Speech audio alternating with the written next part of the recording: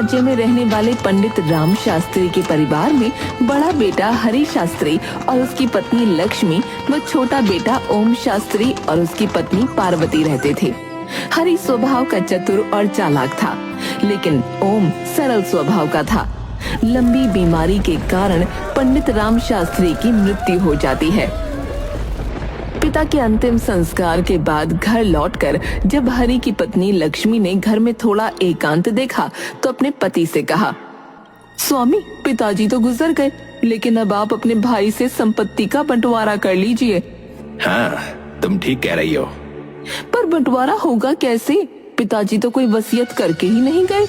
तुम देखती जाओ मैं किस चालाकी से बंटवारा करता हूँ। शाम के वक्त हरि शास्त्री अपने भाई से, ओम, हम दोनों भाई विवाहित हैं। पिताजी के बाद हमें अपनी गृहस्थी अलग कर लेनी चाहिए। भैया, आपके कहने का क्या तात्पर्य है? मेरा मतलब बंटवारे से है। बंटवारा? लेकिन क्यों? क्या हम दोनों भाई एक साथ नहीं रह सकते हैं?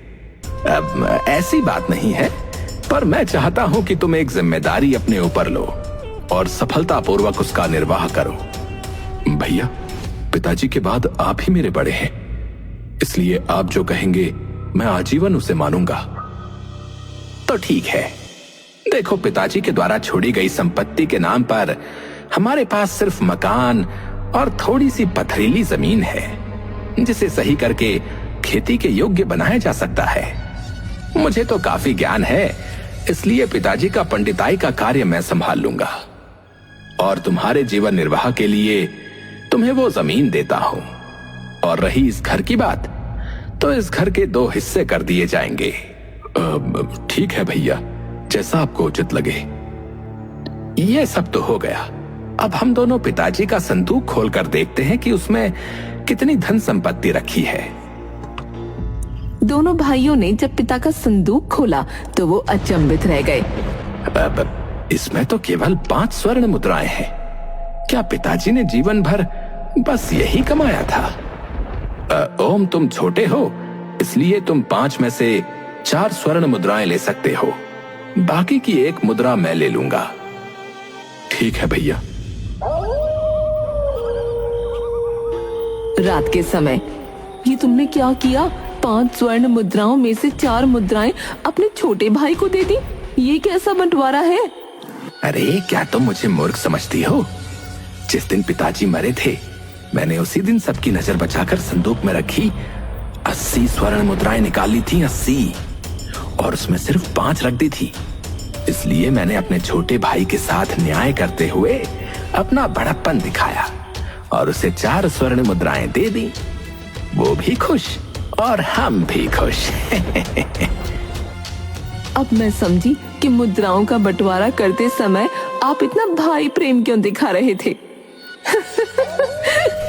दोनों हंसने लगते हैं।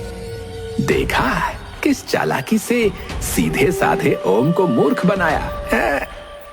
दूसरी तरफ ओम की पत्नी पार्वती ओम से कहती है, पथरीली जमीन का हम क्या करेंगे? उस पर तो कुछ उगाया भी नहीं जा सकता।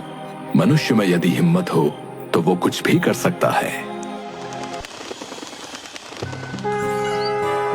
अगले दिन से ही हरि ने पिता की पंडिताई का कार्य संभाल लिया। दूसरी तरफ ओम और पार्वती सवेरे घर से निकलकर दिन भर अपने हिस्से की पथरीली जमीन को ठीक करने में जुटे रहे। इस तरह कई महीने बीत गए और जमीन का कुछ हिस्सा उन्होंने ठीक करके उसमें थोड़ी साग सब्जी लगा दी। पार्वती, देखो, हमारी मेहनत कुछ तो रंग लाई है। आप सही कह रहे हैं। मुझे तो लगा था कि ये जमीन हमें कभी कुछ नहीं देगी। परंतु जमीन के उस हिस्से को खोदने में मेहनत लगाना व्यर्थ है। उसे खोदा नहीं जा सकता है। दूसरी तरफ हरि दिन भर पंडिताई करता और रात के समय मदिरा पान करता। हे भगवान, इन्हें सद्बुद्धि दे। भला कहीं किसी पंडित को मदिरा पीना शोभा देता है क्या?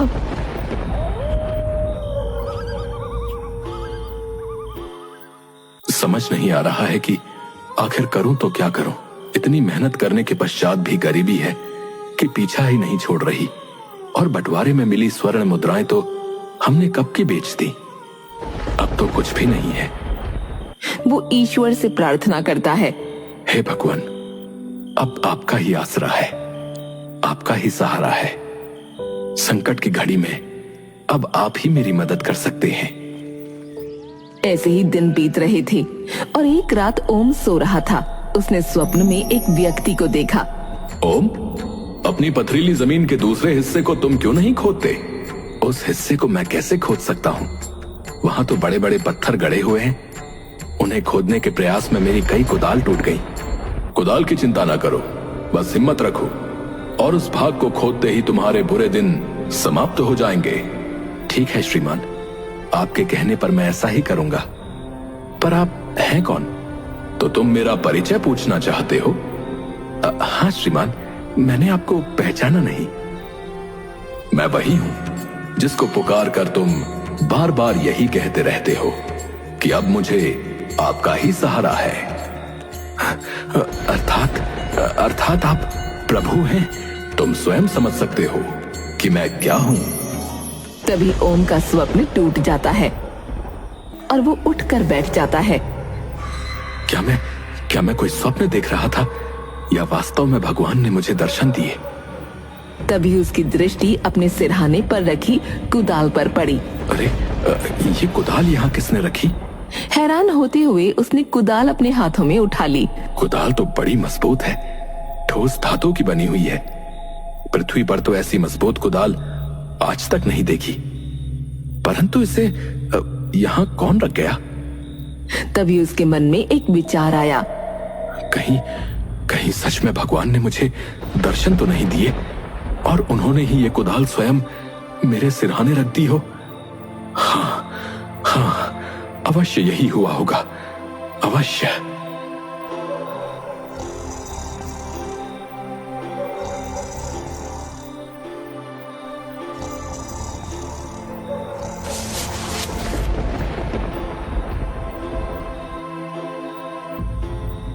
क्या बात है? पार्वती, हमारे भाग्य खुलने वाले हैं। तू सो रही है? देख, ये कुदाल स्वयं भगवान ने हमारे सिरहाने रखी है। ये क्या कह रहे हैं आप? ओम ने सारी बातें पार्वती को बताईं। स्वामी, आप कल से ही उस बंजर हिस्से को खोदना आरंभ कर दीजिए। हाँ। अगले दिन सुबह होते ही ओम ने ईश्वर द्वारा दी गई कुदाल उठाई और पथरीले हिस्से को खोदने के लिए चल पड़ा। पूरी मेहनत के साथ पत्थरों को खोदने में जुट गया। लोग उसे बड़े पत्थरों को इस तरह तोड़ता देखकर उस पर हंसते। अरे ओम, अरे क्या मूर्खता कर रहे हो भाई? इन पत्थरों को आज तक कोई नहीं खोद पाया, कोई नहीं। तुम व्यर्थ इससे टकरा रहे हो भाई। लगता है इन पत्थरों के नीचे कोई खजाना गड़ा है जिसे ओम पाना चाहता है। अरे, मुझे तो लगता है ये पत्थरों में मरेगा। लोगों की बातें सुनकर ओम हताश हो जाता है। समझ नहीं आता कि खुदाई करूं या ना करूं। आप लोगों की कहनी पर ना जाएं, वही करें जो आपकी अंतरात्मा कहती है। ये सुनकर ओम वापस अपने कार्य पर लग गया। अंततः उसकी मेहनत रंग लाई। कठिन प्रयास के बाद उसे पथरीली जमीन के नीचे दो बड़े बड़े पत्थर दिखाई दिए। उसने बड़ी मेहनत से पहले पत्थर को हटाया और फिर दूसरे पत्थर को। जैसे ही उसने हटाया, वहाँ पर बहुत सारे सांप निकल आए और गड्ढे में पानी ही पानी हो गया। बाहर खड़े कुछ लोगों ने भी ये दृश्य देखा। अरे, अभी तो ये गड्ढा बिल्कुल सूखा था, अब यहाँ पानी ही पानी है। तभी वो पानी अपने आप कम होने लगा और पानी के नीचे से कृष्ण भगवान की मूर्ति ऊपर की तरफ आ गई। अरे, भगवान कृष्ण की मूर्ति यहाँ कैसे आई? अरे, ये कैसा चमत्कार है? ये सब क्या हो रहा है? ओम जैसे ही मूर्ति को उठाता है, मूर्ति से आवाज आती है, ओम, मुझे इस स्थान से न हटाओ, मुझे यहीं पर विराजमान कर दो। सबके सहयोग से मेरे लिए यहाँ पर एक मंदिर का निर्माण करो। आकाशवाणी सुनते ही सभी लोग अपने ही स्थान पर हाथ जोड़कर रुक जाते हैं। ठीक है भगवान, आपका आदेश मेरे सर माथे पर, मैं इसे अवश्य पूर्ण करूंगा, अवश्य पूर्ण करूंगा। ये खबर आग की तरह चारों ओर फैल गई। अरे, तुमने सुना? ओम की पथरीली जमीन से खुदाई में भगवान कृष्ण की एक मूर्ति मिली है भाई।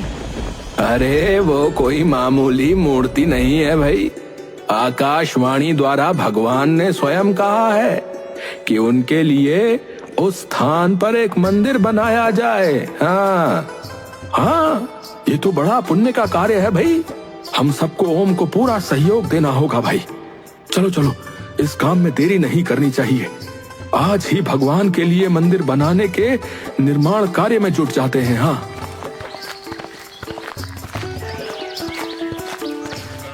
कुछ लोग ओम के पास पहुंचकर बाकी के पत्थरों की खुदाई का कार्य करने में जुट गए।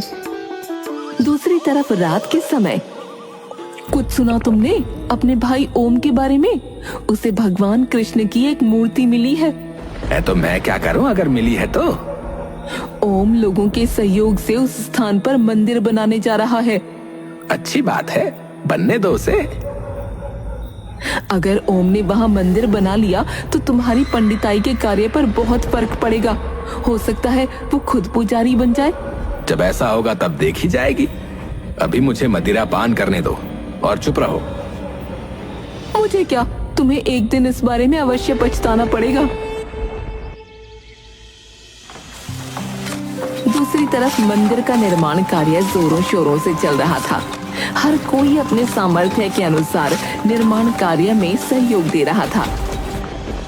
इस बीच एक रात जब हरि अपने घर पर मदिरा पान कर रहा था तो एक युवक ने उसे देख लिया। राम राम राम राम, कैसा कलयुग आ गया है। एक पंडित मदिरा पी रहा है। ऐसे भ्रष्ट पंडित के हाथ से कोई शुभ कार्य नहीं करवाना चाहिए। मैं अभी ये बात सबको बता कर आता हूँ। भाई भाई में कितना अंतर है। एक भगवान के लिए मंदिर के निर्माण कार्य में जी जान लगाकर लगा है और दूसरा मदिरा पीकर गिरे जा रहा है। अगले दिन जब हरि शास्त्री पंडिताई के कार्य के लिए स्थान पर बैठा तो कोई भी व्यक्ति उसके पास नहीं आ रहा था। क्या बात है, आज कोई भी मुझसे पंडिताई का कार्य करवाने के लिए मेरे पास नहीं आया।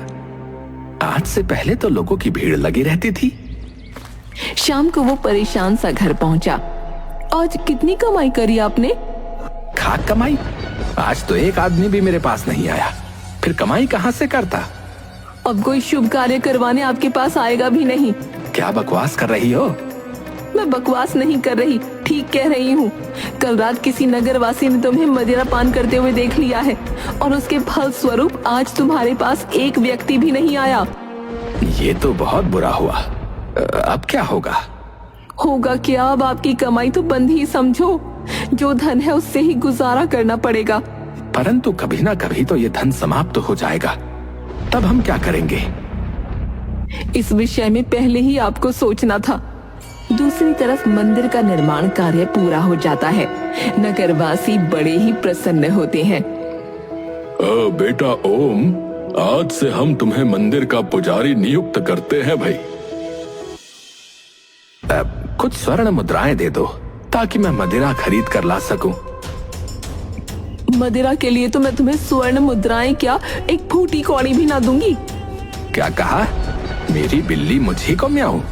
ठहर जा, अभी मजा चखाता हूँ। अगले ही पल हरि लक्ष्मी को एक थप्पड़ लगा देता है।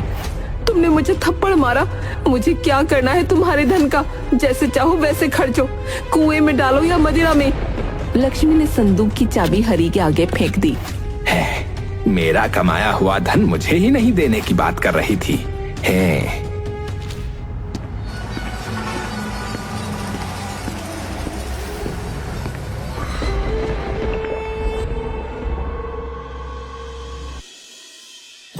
इसे संभाल कर रख दो। ये मंदिर में आने वाला आज का चढ़ावा है। स्वामी, अब हमारे दुख के दिन बीत गए हैं और सुख के दिन आ गए हैं। वरना हरि भैया और लक्ष्मी बहन ने तो हमारे साथ गलत करने में कोई कसर ना छोड़ी थी। सब भगवान की कृपा का फल है।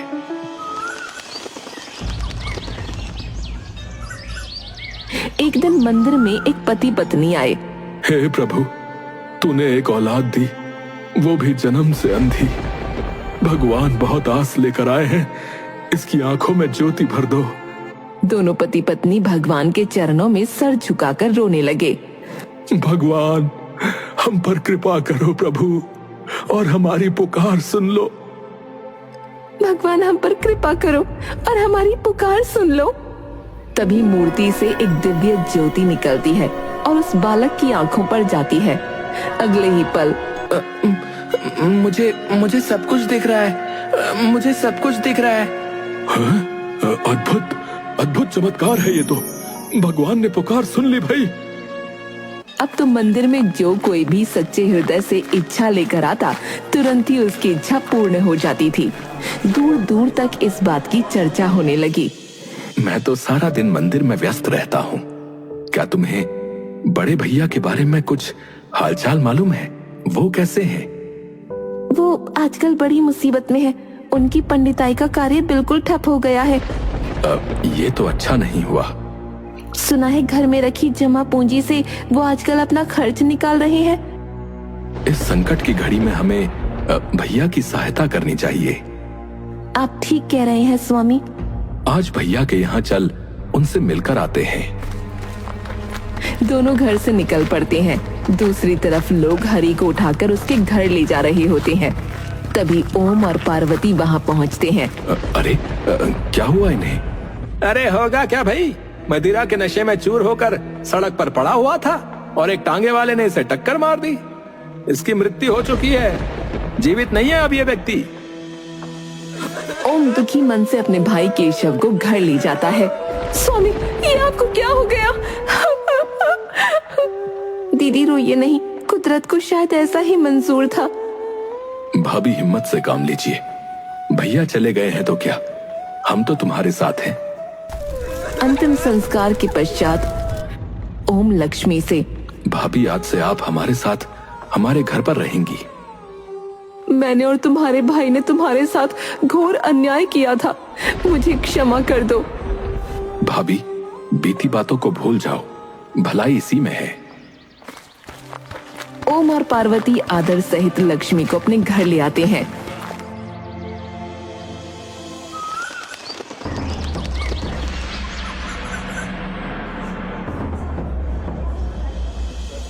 हमारे राज्य में भगवान कृष्ण की ऐसी चमत्कारी मूर्ति है, हमें वहां जाकर उस मूर्ति के दर्शन करने चाहिए। अवश्य महाराज, मैं इसका प्रबंध कर देता हूँ। दूसरे दिन राजा बलदेव दर्शन के लिए निकल पड़ते हैं। जैसे ही उनका रथ महल के मुख्य द्वार से बाहर निकलता है, अचानक रथ के पहिए रथ से अलग हो जाते हैं और महाराज को महल वापस लौटना पड़ता है। आज दर्शन ना किए तो ना सही, कल जाकर दर्शन अवश्य करेंगे। अगले दिन महाराज फिर से दर्शन के लिए महल से निकलते हैं, पर बाहर आते ही अरे, लगता है बहुत भयंकर आंधी तूफान आने वाला है। और शीघ्र ही चारों ओर काली घटाएं छा जाती हैं और तेज आंधी तूफान के साथ भारी वर्षा होने लगती है। उसी रात महाराज महारानी से, न जाने क्यों बार बार मंदिर जाने में इस प्रकार की बाधा आ रही है। क्या इस बात में कोई रहस्य है? इस विषय में विचार करते करते उन्हें नींद आ जाती है और नींद में महाराज को दिखता है कि एक दिव्य पुरुष उनके समक्ष खड़ा है और उनसे कह रहा है, बलदेव, तुम जिस मूर्ति के दर्शन की इच्छा कर रहे हो, उसके दर्शन का अधिकार केवल आम जनता को है। तुम चाहकर भी उसके दर्शन नहीं कर पाओगे और जितना जल्द हो सके इस विचार को त्याग दो, अन्यथा संकट में पड़ जाओगे। तभी महाराज की नींद खुल जाती है। ये मैंने कैसा स्वप्न देखा? अगले दिन होते ही बलदेव अपने गुरु महर्षि मतंग के पास पहुंच जाता है। अचानक कैसे आना हुआ बलदेव? गुरुदेव, आज मैं आपसे एक स्वप्न के विषय में कुछ जानकारी प्राप्त करने आया हूँ। बलदेव स्वप्न के बारे में सब कुछ गुरुदेव को बताता है। गुरुदेव, मैं ये जानना चाहता हूँ कि मैं उस मूर्ति के दर्शन क्यों नहीं कर सकता।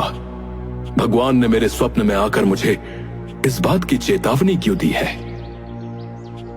महर्षि मतंग ध्यान से बलदेव की बात सुनते हैं और ध्यान में लिप्त हो जाते हैं। कुछ देर बाद जब उनका ध्यान खत्म होता है बलदेव, जो मूर्ति खुदाई में मिली है उसे 500 वर्ष पूर्व तुमने स्वयं अपने हाथों से उस स्थान पर फेंका था। ये आप क्या कह रहे हैं गुरुदेव? हाँ बलदेव, सच्चाई यही है। आज से 500 वर्ष पूर्व मुंगेर राज्य के स्थान पर रत्नागिरी नाम का राज्य था। रत्नागिरी राज्य पर राजा चतुर्भुज का राज्य था। वो पक्का नास्तिक था। दुर्भाग्यवश जिस राजकुमारी रूपाली के साथ उसका विवाह हुआ वो मीरा की भांति कृष्ण की दीवानी थी। विदाई के समय वो अपने साथ भगवान कृष्ण की प्रतिमा हाथ में लेकर आ रही थी। तब उसके पिता राजा शीतल सेन ने कहा, बेटी रूपाली, राजा चतुर्भुज भगवान के नाम से भी चिढ़ता है। तुम ससुराल पहुंचकर कृष्ण भगवान की पूजा कैसे कर पाओगी? पिताजी महाराज, आप चिंता न कीजिए, मैं इसका कोई न कोई उपाय खोज ही निकालूंगी। रत्नागिरी पहुंचने के कुछ दिनों के पश्चात रानी रूपाली ने रत्नागिरी के प्रधानमंत्री श्यामल को अपनी योजना का हिस्सेदार बना लिया। रानी रूपाली प्रधानमंत्री से, राज्य की सीमा के बाहर एक मंदिर बनाया जाए, मैं उस मंदिर में कृष्ण भगवान की मूर्ति की प्राण प्रतिष्ठा करवाऊंगी। जी महारानी जी। ध्यान रहे महाराज को इस बात की भनक भी न लगे। महारानी जी, मैं भला महाराज को ये बात क्यों बताऊंगा? बल्कि मुझे तो इस बात की प्रसन्नता है कि राज्य में किसी ने तो भगवान का नाम लेने की हिम्मत की है। कुछ ही दिनों में प्रधानमंत्री के आदेश पर राज्य की सीमा के बाहर एक मंदिर बनकर तैयार हो गया। रानी रूपाली राजा की नजरों से बचकर उस मंदिर में कृष्ण की प्रतिमा की प्रतिष्ठा करने आई। पुजारी जी, मैं आपको इस मंदिर की पूजा अर्चना के लिए नियुक्त करती हूँ। जी महारानी जी। अब रानी प्रत्येक रात्रि को राजा चतुर्भुज के गहरी नींद में सो जाने के बाद रथ पर बैठकर कृष्ण भगवान की पूजा हेतु सीमा पर स्थित मंदिर की ओर चल देती थी। मंदिर जाकर वो पूर्ण भक्ति भाव से कृष्ण भगवान की पूजा आराधना करती। एक दिन अर्धरात्रि के पश्चात अचानक राजा चतुर्भुज की आंख खुली तो उन्होंने रानी रूपाली को वहां न पाया और बहुत खोजने पर भी रानी उन्हें महल में नहीं मिली। तब अगली रात्रि वो रानी रूपाली का पीछा करते हुए सीमा पर स्थित मंदिर में जा पहुंचा। चतुर्भुज के क्रोध की तो कोई सीमा ही नहीं रही। रानी, तुम आज तक हमें धोखा देती रही हो। हमारे होते हुए तुम इस पत्थर की पूजा करती थी। महाराज, मैंने आपको कोई धोखा नहीं दिया है। हमारे राज्य में तुम्हें पूजा आराधना करने की हिम्मत कैसे हुई? हम तुम्हें तुम्हारी इस दुष्टता का दंड अवश्य देंगे। ये कहकर चतुर्भुज ने तलवार निकाली और उस पंडित को मार दिया। महाराज, ये आपने क्या अनर्थ कर दिया? मैं इस पत्थर की मूर्ति को अब यहाँ नहीं रहने दूंगा। महाराज रुक जाइए और अनर्थ न करें। चतुर्भुज ने मूर्ति को उसके स्थान से उठाया और धरती पर फेंक दिया, परंतु जरा सी पत्थर की मूर्ति पृथ्वी पर गिरने से एक विशाल गड्ढा हो गया। महाराज, आपने मेरे भगवान का इतना अपमान किया है, अब मैं जीवित नहीं रह सकती। ये कहते हुए वो उस गड्ढे में कूद गई। महारानी रूपाली, ये क्या किया आपने? ये क्या किया? तभी रत्नागिरी राज्य में मानो प्रलय सी आ गई हो। सारी सृष्टि उलट पुलट हो रही थी। पूरा राज्य पल भर में तहस नहस हो गया और चतुर्भुज मंदिर में ही दबकर मर गया। बलबीर, ओम को जिस स्थान पर कृष्ण की मूर्ति मिली 500 वर्ष पूर्व उसी स्थान पर वो मंदिर था जिसे रानी रूपाली ने बनवाया था। रानी रूपाली की आत्मा ने 500 वर्षों तक भटकने के बाद अब ओम के रूप में जन्म लिया है और राजा चतुर्भुज ने तुम्हारे रूप में। आप ये क्या कह रहे हैं गुरुदेव? बलदेव, 500 वर्ष पूर्व तुमने उस मूर्ति का घोर अपमान किया था, इसलिए भगवान नहीं चाहते कि इस जन्म में तुम उस मूर्ति को देख सको। गुरुदेव, राजा चतुर्भुज के रूप में मैंने जो अन्याय किया था, क्या उसका कोई प्रायश्चित नहीं है? उपाय है। तुम किसी शिल्प से भगवान कृष्ण की वैसी ही मूर्ति बनवाकर अपने महल में स्थापित करवाओ। मैं ऐसा ही करूंगा गुरुदेव।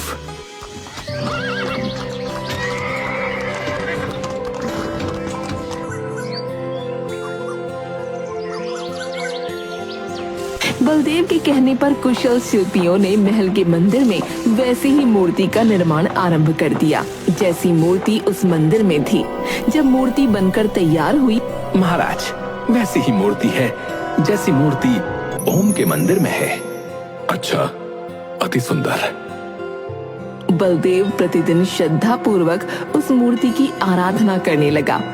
2 वर्षों तक उसका ये कार्य जारी रहा।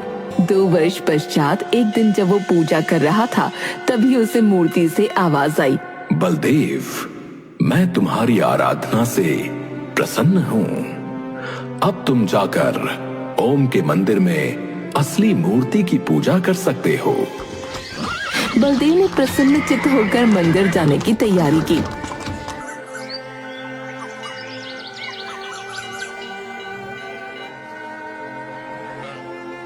उसकी आंखों से अविरल अश्रु धारा बह रही थी। भगवान, भगवान, आज आपने मुझ अधर्मी को क्षमा कर दिया। मुझे क्षमा कर दिया प्रभु। तत्पश्चात महाराज ओम से, ओम, भगवान ने मुझे तो क्षमा कर दिया, अब तुम भी मुझे क्षमा कर दो। मैं तुम्हारा भी अपराधी हूं। महाराज, ये आप क्या कह रहे हैं? ओम, मैं ठीक कह रहा हूं। आज मैं तुम्हें राज पंडित घोषित कर अपने अपराध का प्रायश्चित कर रहा हूं।